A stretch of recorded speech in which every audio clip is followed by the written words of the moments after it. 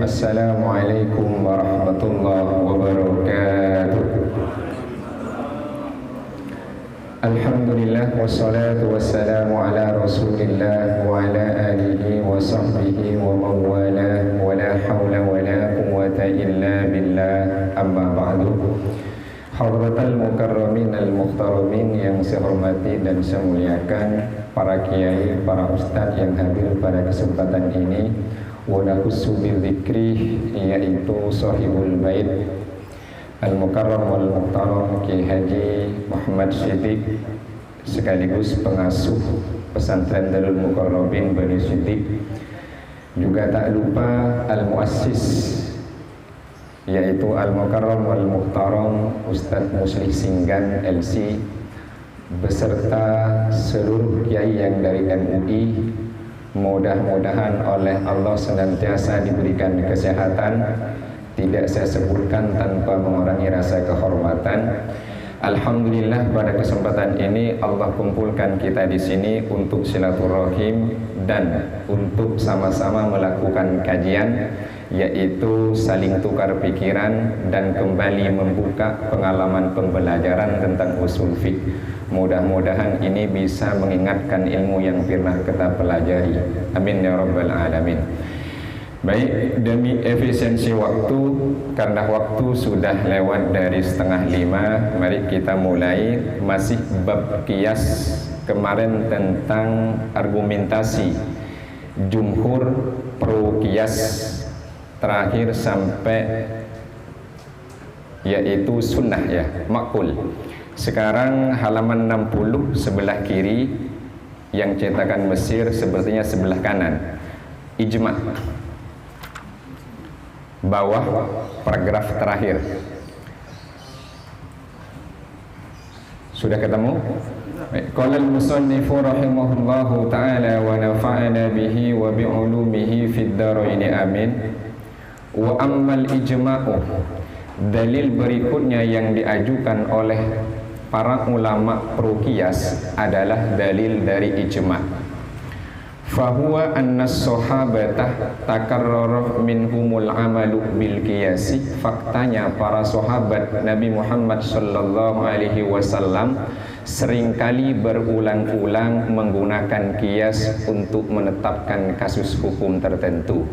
Jadi ijma', kesepakatan para sahabat ini oleh jumhur mayoritas ulama yang pro tentang adanya qiyas sebagai dalil dalam syariat Islam, itu adalah kesepakatan sahabat yang seringkali bahkan berulang-ulang menggunakan qiyas. Min ghairi inkarin min ahadin, bahkan tidak ada satupun orang yang mengingkari dari kalangan sahabat. Kemarin kita ingat itu ada yang namanya ijma' sharih, ada yang namanya ijma' sukuti. Karena tidak ada yang mengingkari, berarti ini masuk kategori yang sukuti bagi ulama yang menyatakan bahwa ijma' sukuti itu adalah termasuk hujjah syar'iyah. Wa hadza tsabitun bitawaturil maknawi, bahwa adanya ijma' ini ketetapannya berdasarkan tawatur maknawi. Ada mutawatir lafzi, ada mutawatir maknawi. Kalau kita dulu ingat bahwa ada, yaitu yang jalurnya mutawatir, ada jalurnya adalah ahad mutawatir, ada lafzi mutawatir, itu ada maknawi. Nah, kesepakatan ini jalurnya adalah tawatur yang maknawi. Fakanah fi'luhum ijma'an minhum ala annal qiyasah hujjatun yajibul amalu bihi.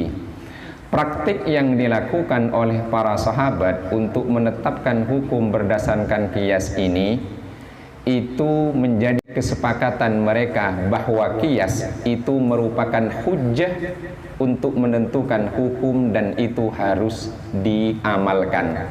Artinya bahwa para sahabat sepakat qiyas itu adalah hujjah syar'iyah, dijadikan sebagai pedoman untuk menggali hukum. Itulah kesepakatannya, dengan demikian harus dilakukan, harus digunakan.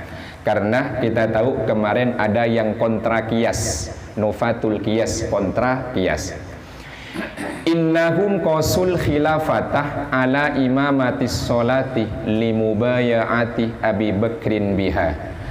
Para sahabat itu melakukan analogi khilafah kepemimpinan keduniaan, dikias dianalogikan pada kepemimpinan sholat yang dilakukan oleh Abu Bakar atas perintah Nabi. Karena dengan demikian maka dikias untuk membaiat Abu Bakar menjadi pengganti Nabi.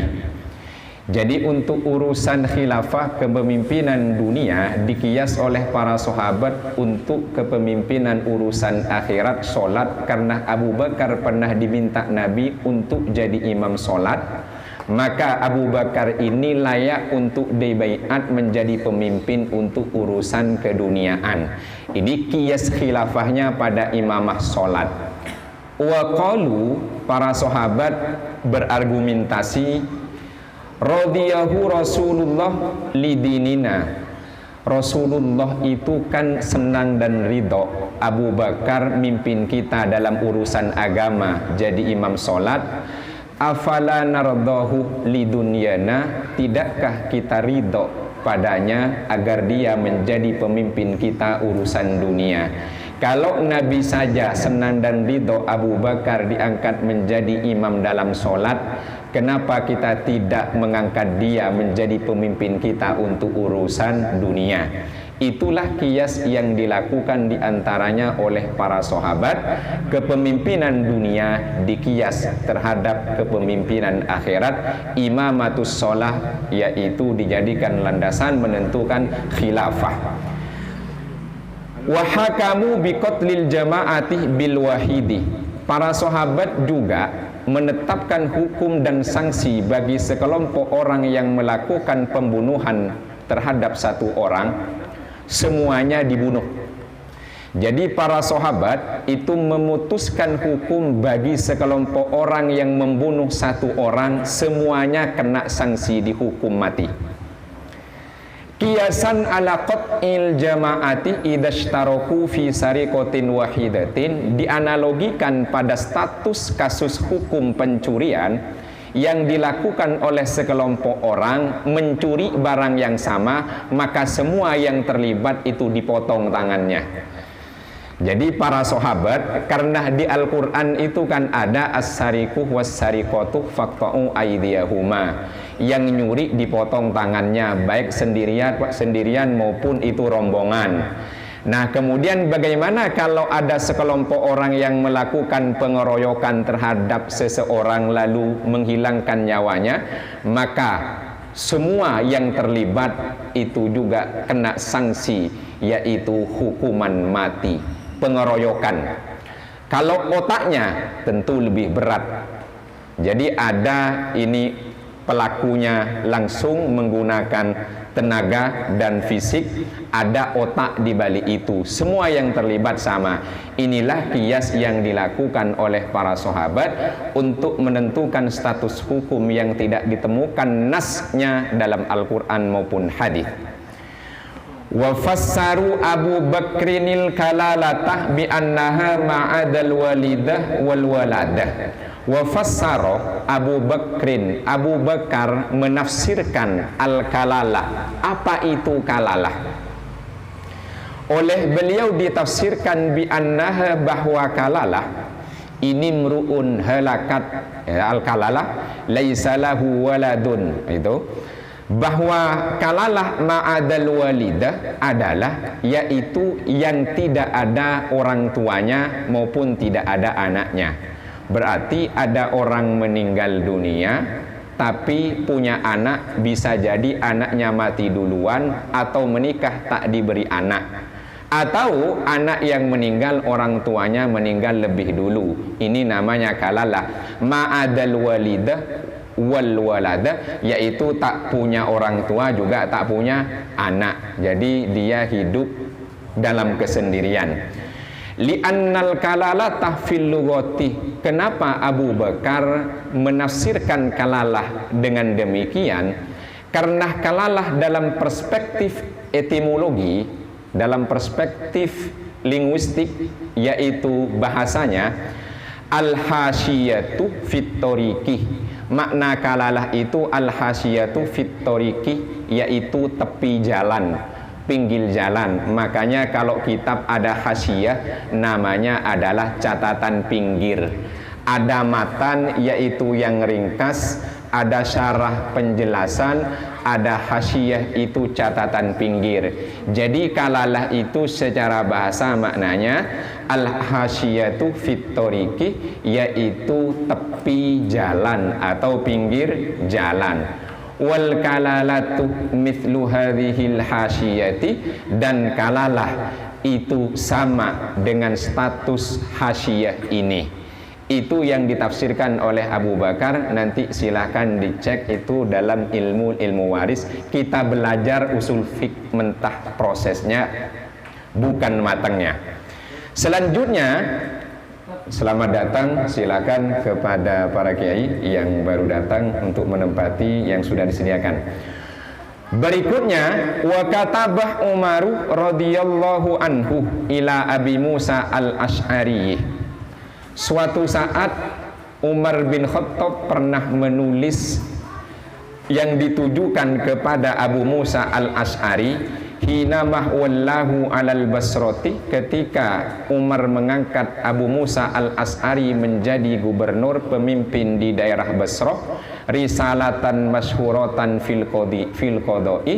Umar pernah menulis, yaitu surat yang masyhur tentang memutuskan hukum, yang ditujukan untuk Abu Musa al-Asy'ari.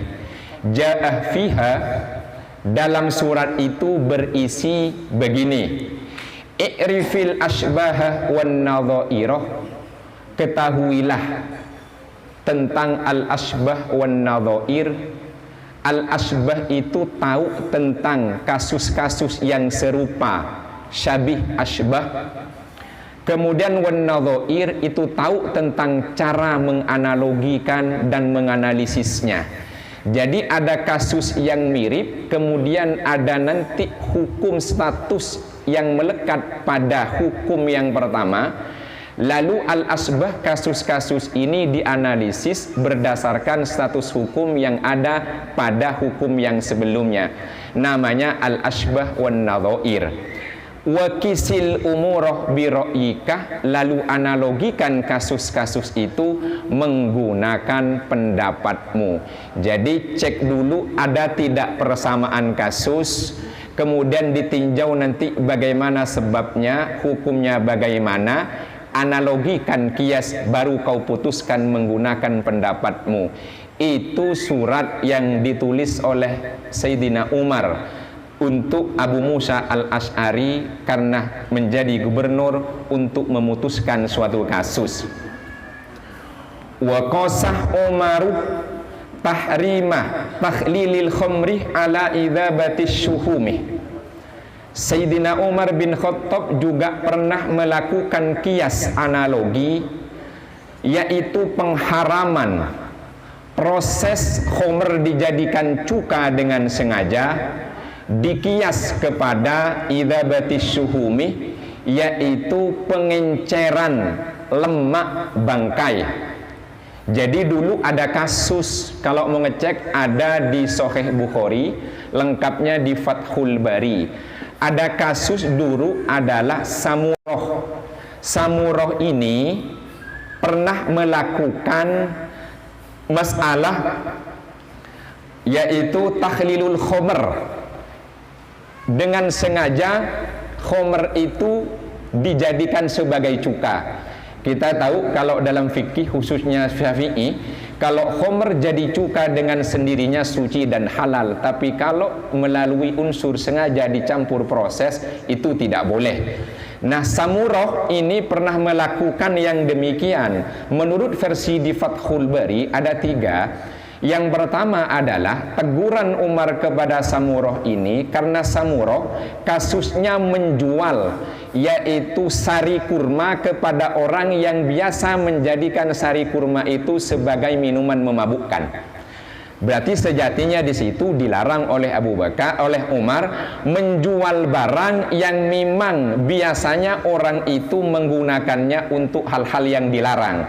Misalnya si fulan kalau dia beli perahan sari kurma itu pasti dijadikan khomer, maka itu dilarang untuk menjual. Sama kalau kita tahu ada orang pesen celurit, tujuannya adalah untuk menggal seseorang, maka itu dihukumi dilarang. Tapi kalau mesennya itu buat panen padi, maka itu diperbolehkan. Kasus pertama. Kasus yang kedua, ini menurut para ulama, Samurah itu pernah ngambil ghanimah berupa arak lalu dijual kepada orang-orang Yahudi. Harganya ini dikira halal, ternyata itu haram. Yang ketiga baru kasus yang dilakukan oleh Samurah, khomer itu sengaja diproses untuk dijadikan sebagai cuka. Menurut Samurah itu boleh, tapi kata Umar itu haram. Nah, kita sampai detik ini kalau khomer itu sengaja diproses dijadikan cuka karena ada campur tangan manusia, itu tidak halal dan haram, kecuali istihalahnya dengan sendirinya, maka itu halal. Nah, kasus inilah yang kemudian diharamkannya proses menjadikan khomer dialihkan pada cuka dengan sengaja. Itu dikiaskan pada kasus hukum adanya lemak, yaitu gaji bangkai. Oleh orang Yahudi dulu itu dilakukan istihalah, namanya idzabah, yaitu diencerkan, dicairkan menjadi minyak. Kalau kita baca buku-buku kontemporer berkenaan dengan kajian kedokteran, jika menemukan idzabatud duhun atau idzabatus syuhum, bukan ini, tapi itu adalah proses bedah sedot lemak. Nah, ini biar tahu aja nanti. Jadi kalau nanti di buku kajian medis kontemporer menemukan istilah idzabatud duhun, yaitu minyak atau syuhum lemak, itu berarti adalah proses penyedotan lemak dari perut atau sekitarnya yang dilakukan oleh tim ahli kepada orang yang memang mungkin bahaya kalau dia terlalu obesitas, kegemukan. Tapi di sini kasusnya orang Yahudi dulu melakukan istihalah dari lemak atau gaji bangkai yang jelas-jelas najis, kemudian diistihalah menjadi cair, minyak. Nah, adanya yang demikian takhlil ini dikias kepada proses yang dilakukan oleh orang Yahudi ini. Wa anna tahrimaha tahrimun li thamaniha. Dengan demikian, karena haram yang namanya bangkai, haram yang namanya khomer, maka harganya pun juga menjadi haram. Itulah kias yang dilakukan oleh Umar bin Khattab tentang takhlilul khomer terhadap idzabatus syuhum. Wa qala Utsman li Umar fi mas'alatil jaddih ma'al ikhwati. Utsman bin Affan pernah mengatakan kepada Umar bin Khattab tentang kasus kakek bersama saudara masalah warisan. Jadi kakek ini ada, saudara-saudara yang meninggal juga ada. Ini taba'tah ra'yakah, jika Anda mengikuti pendapat Anda wahai Umar, hajbal ikhwati bil jaddi, bahwa saudara itu tertutup oleh adanya kakek. Kalau Anda menggunakan pendapat Anda bahwa saudara-saudara orang yang meninggal dunia tertutup kewarisannya oleh kakek yang meninggal dunia, fasadidun, itu baik. Wa in tattabi ra'ya man qablaka, tapi jika Anda mau mengikuti pendapat sahabat-sahabat sebelum Anda, musya, ya ini apa? Yaitu musyarakatahum iyahu fani'mar ra'yu, bahwa ikhwah itu, saudara-saudara itu juga mendapatkan bagian, yaitu bersama bagian kakek. Ini biasanya memang bagian saudara dengan kakek ini lumayan pelik dalam urusan warisan. Apakah nanti ini ada yang diuntungkan atau tidak, diikutkannya atau bagaimana, kakek diuntungkan apa dirugikan, itu ada nanti di babnya. Artinya bahwa diminta untuk mengikuti pandangan para sahabat sebelumnya, karena itu adalah nanti dilakukan yang namanya qiyas. Selamat datang para kiai, dipersilakan untuk duduk di tempat yang sudah disediakan. Kemudian waqalah Aliun radhiyallahu anhu, Sayyidina Ali menyatakan, wa yu'raful haqqu bil muqayasati inda dzawil albabi, kebenaran itu bisa diketahui dengan cara kias, menganalogikan menurut orang-orang yang berakal. Jadi dengan cara analogi itu bisa diketahui tentang kebenaran. Sejatinya kita kalau ditanya masyarakat tentang kasus hukum, menjawabnya seringkali analogi. Seringkali analogi. Teks yang ditanya, kasusnya kita nggak pernah baca, tapi yang mirip kita baca, lalu kita putuskan hukum itu. Nah, itu yang sering kita lakukan. Selama ini sejatinya kita sering melakukan analogi demikian. Wa qala Ibnu Abbasin radhiyallahu anhuma, wa qasa Ibnu Abbasin radhiyallahu anhuma, Ibnu Abbas radhiyallahu anhumah juga pernah melakukan kias, menganalogikan al-jaddah ala bni libni fi hajbil ikhwati, yaitu kakek dikias terhadap anak laki-laki dari anak laki-laki tentang kasus tertutupnya saudara. Jadi kakek itu dikias oleh Ibnu Abbas kepada cucu laki-laki dari anak laki-laki. Waqalah, ini mengkritik Zaid bin Thabit, ala yattaqillaha Zaid bin Thabit yaj'alu benal ibni ibnan. Ketahuilah, bertakwalah kepada Allah. Ini tentang Zaid bin Thabit yang pernah menjadikan posisi cucu ke posisi anak. Jadi ibnal ibni dijadikan ke ibnan, ditarik ke ibnan. Wala yaj'alu abal abih aban, tapi dia tidak menjadikan bapaknya bapak di posisi bapak.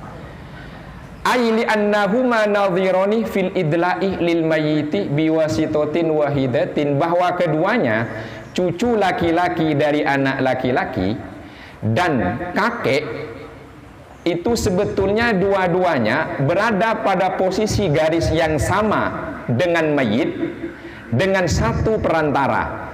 Kalau cucu laki-laki perantaranya satu, anak. Kalau kakek perantaranya satu, bapak. Nah, posisi inilah kemudian yang dikiaskan posisinya oleh Ibnu Abbas radhiyallahu taala anhuma tentang kakek, yaitu kepada ibnul ibni dalam status tertutupnya saudara. Kalau ada yang meninggal, punya yang ditinggalkan itu saudara, tapi yang meninggal masih ada anak laki-lakinya atau anak laki-laki dari anak laki-laki, maka saudaranya itu tertutup. Kalau saya meninggal, saya punya anak, maka saudara saya mahjub. Kalau anak saya meninggal, tinggal cucu laki-laki dari anak saya laki-laki, maka saudara saya tertutup oleh cucu laki-laki dari anak laki-laki. Nah, ini diposisikan sama kiasnya. Itu bapak saya, itu jalurnya satu, ke atas kakek.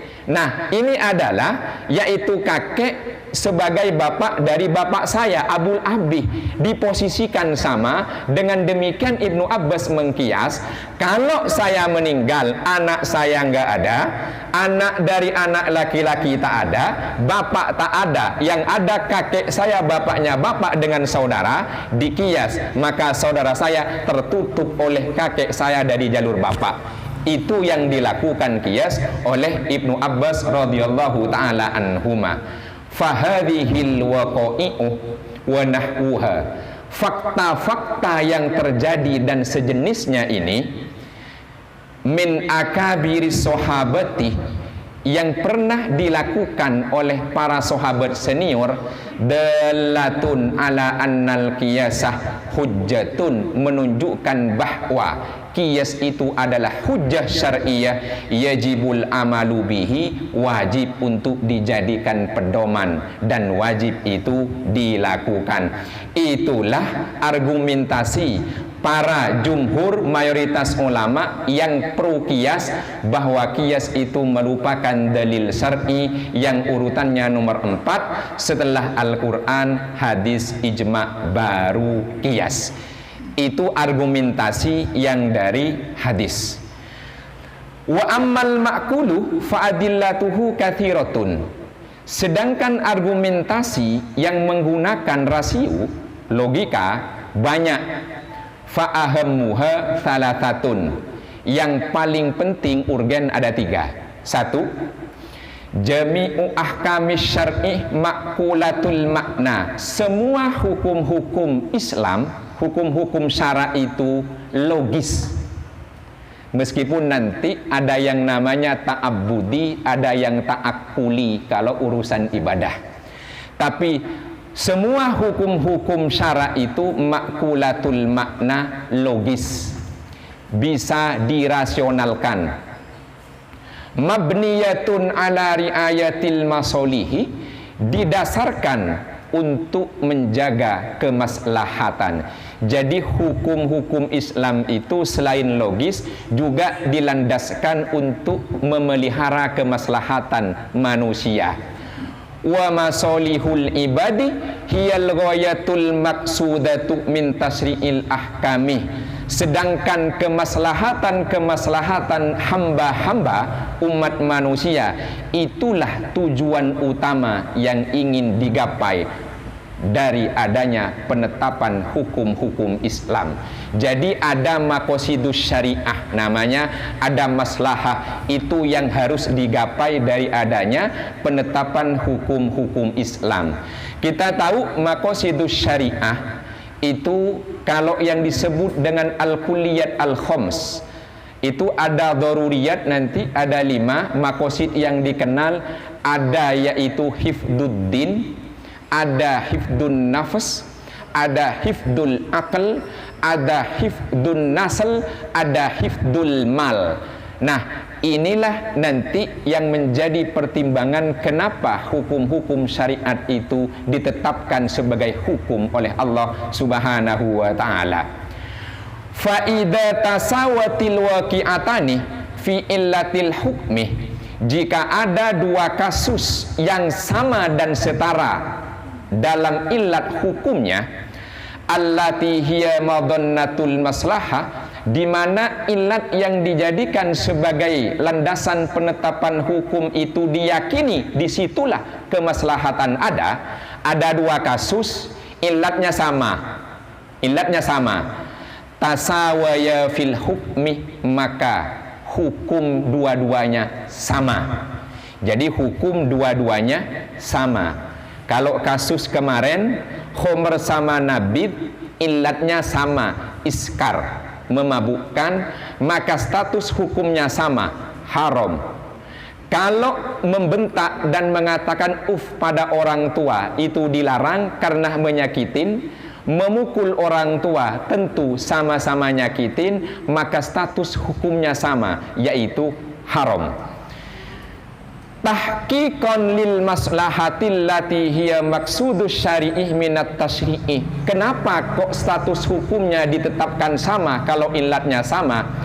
Tahqiqan lil maslahati, untuk mewujudkan, mengejawantahkan kemaslahatan yang memang itu adalah maksud dan tujuan utama syari' Allah Subhanahu wa ta'ala menetapkan hukum dalam agama kita. Maka disamakan hukumnya supaya kemaslahatannya sama.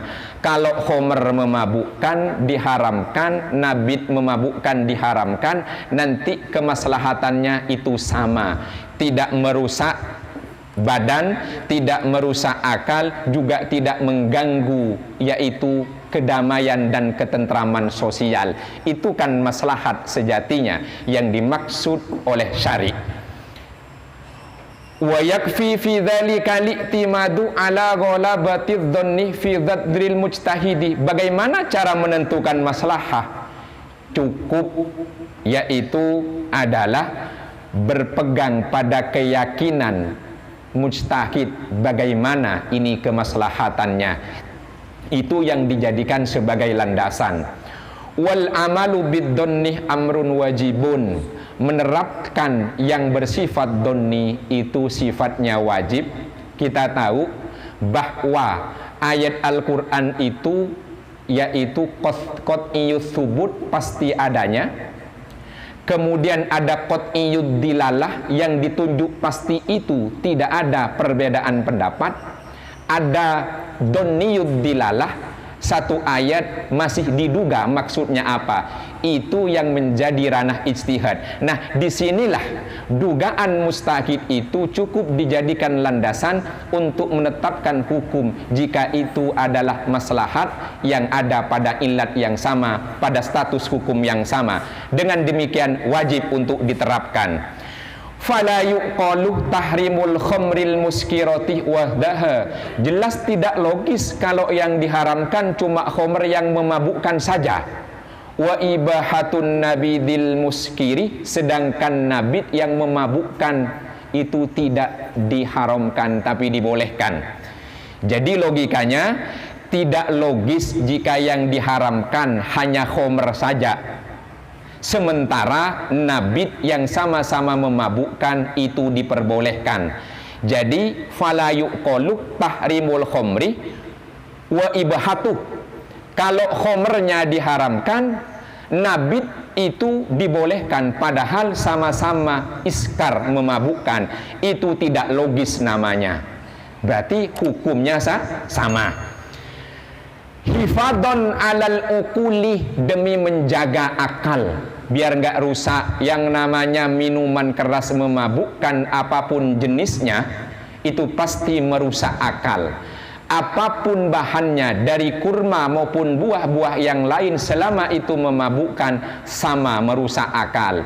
Baik bentuk minuman maupun bentuk selain minuman seperti narkoba, bentuknya hashish yaitu seperti rumput, maupun bentuknya seperti dekik, tepung, selama itu memabukkan dan merusak akal, status hukumnya sama. Karena yang dijaga adalah akal, yaitu hifdul akli. Makanya diantaranya dilarang yang namanya khomer. Wasihatil badani, dan juga dijaga kesehatan jasmani. Secara medis, jasmani pasti rusak kalau orang sering mengkonsumsi khamr dan minuman mabuk yang sejenisnya atau obat-obat terlarang. Maka itu logis kalau diharamkan.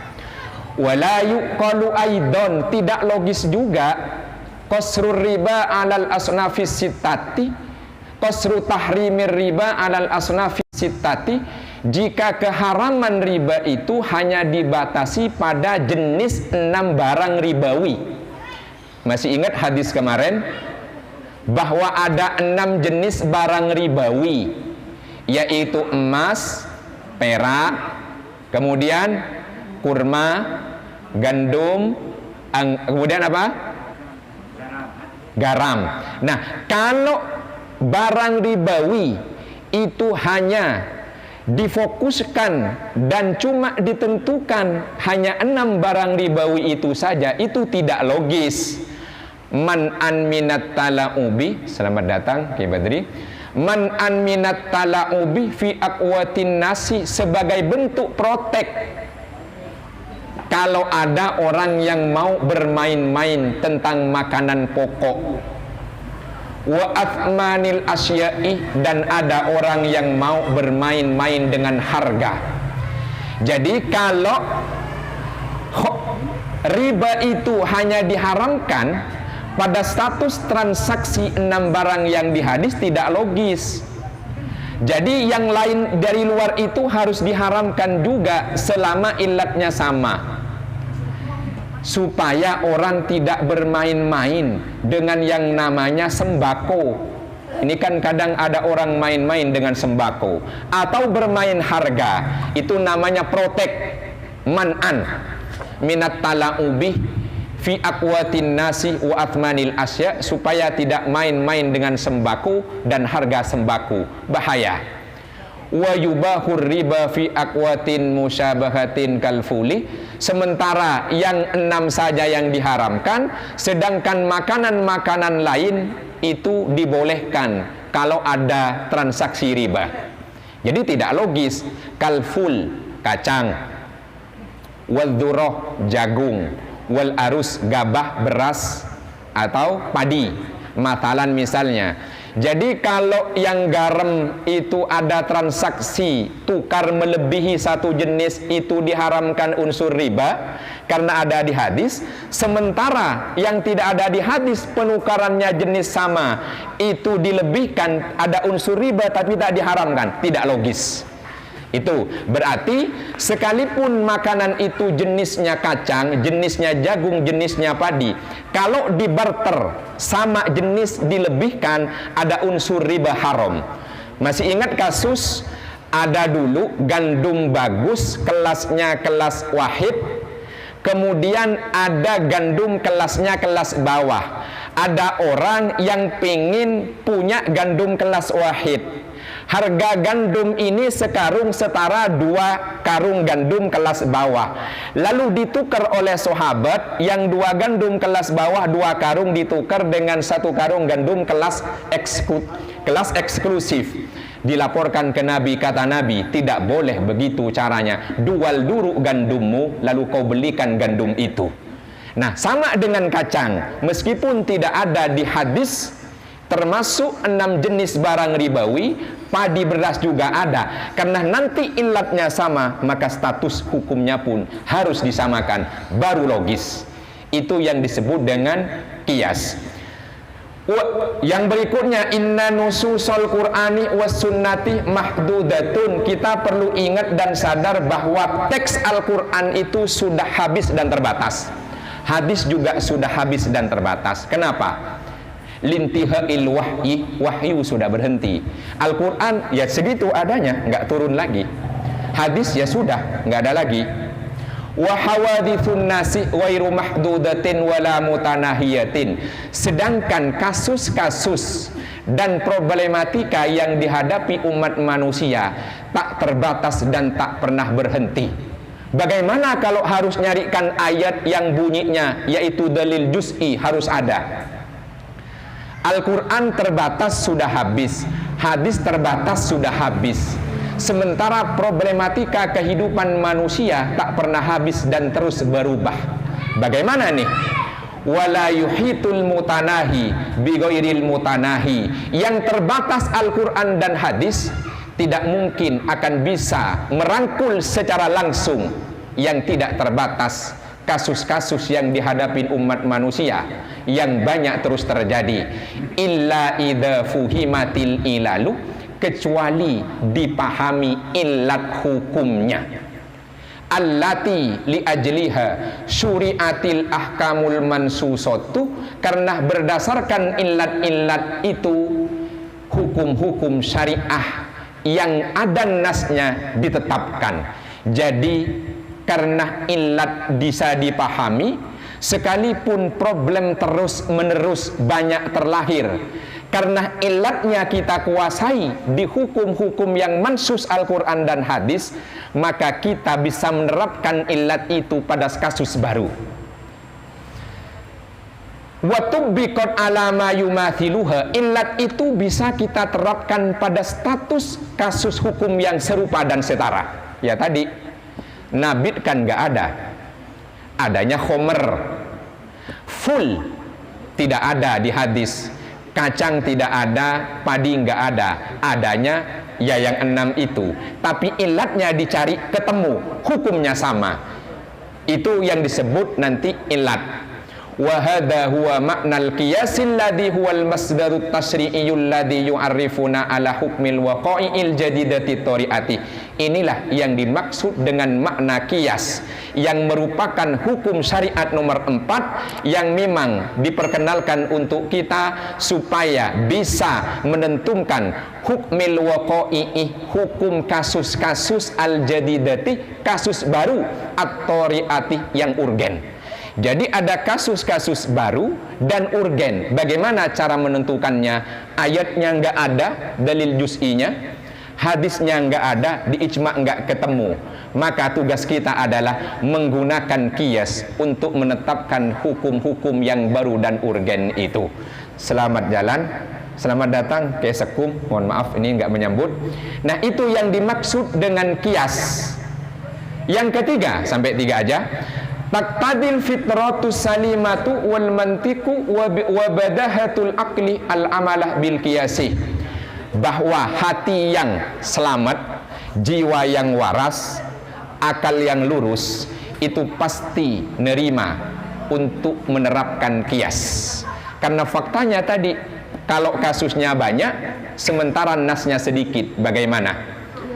Faman muni'ah an fi'lin, misalnya ada orang dilarang berbuat sesuatu, li'anna fihi aklan li amwalin nasi bil batil, dilarang karena dalam perbuatannya itu ada kasus makan harta orang lain karena batil, au li'anna fihi dulman, atau perbuatannya itu mengandung unsur dolim, li ghairihi, dolim pada yang lainnya, wa tida'an ala hukukil akhirina, dan melampaui batas terhadap hak-hak orang lain, fa innahu yakisu, orang itu harus melakukan kias. Kenapa dia dilarang melakukan sesuatu itu? Ternyata karena ada unsur makan milik orang dengan cara dolim, atau nyakitin orang, atau ngerampas hak orang. Kemudian fa innahu yakisu ala hadal fi'li kulla amrin fihi udwanun au dulmun. Jika ada kasus yang mirip, ada unsur dolim, ada unsur menimbulkan permusuhan dan menyakiti, orang itu harusnya mengkias kasus itu dengan kasus yang pernah dia hadapi, dilarang. Wa man muni'ah an ta'amin fasidin aw sarabin samin, misalnya ada orang dilarang mengkonsumsi makanan yang sudah rusak atau minum minuman yang beracun. Kenapa dilarang? Yafhamu darurata limtina'i an kullil at'imatil fasidati wal asribati samati, mestinya dia harus ngerti kenapa itu diharamkan. Karena rusak, barang yang basi yang rusak itu membuat badan kita ini jadi sakit. Ada barang makanan minuman yang mengandung racun, itu mematikan. Harusnya dia paham bahwa dia harus melarang apapun makanan ataupun minuman yang merusak dan mengandung unsur racun, harus diharamkan. Itu logikanya. Wahina idin natmanu solahiyatas syariati likulli zamanin wa makanin. Pada saat inilah sekarang tugas kita, natmanu, kita menanggung apa? Solahiyatas syariati, tentang yaitu kepantasan syariah. Kan Quran itu solihun likulli zamanin wa makanin. Kita yang harus menjaga tentang kelayakan Al-Quran, hadis, dan hukum Islam sesuai dan sejalan dengan zaman dan problematika kehidupan, likulli zamanin wa makanin, kapanpun dan dimanapun. Itu tugas kita. Natmanu solahiyatas syariati, tugas kita untuk menanggung yang demikian. Wa wafa'aha bihajatin nasih wa masolihihim ilal abadi, dan memenuhi kebutuhan-kebutuhan umat manusia dan kemaslahatan mereka selamanya. Tugas kita untuk menetapkan hukumnya, diantaranya menggunakan kias, karena hukumnya tidak dimansus dalam nas Quran, hadis maupun ijma'.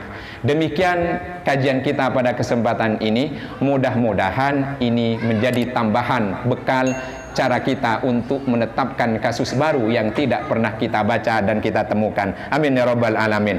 Wallahu a'lam bishawab.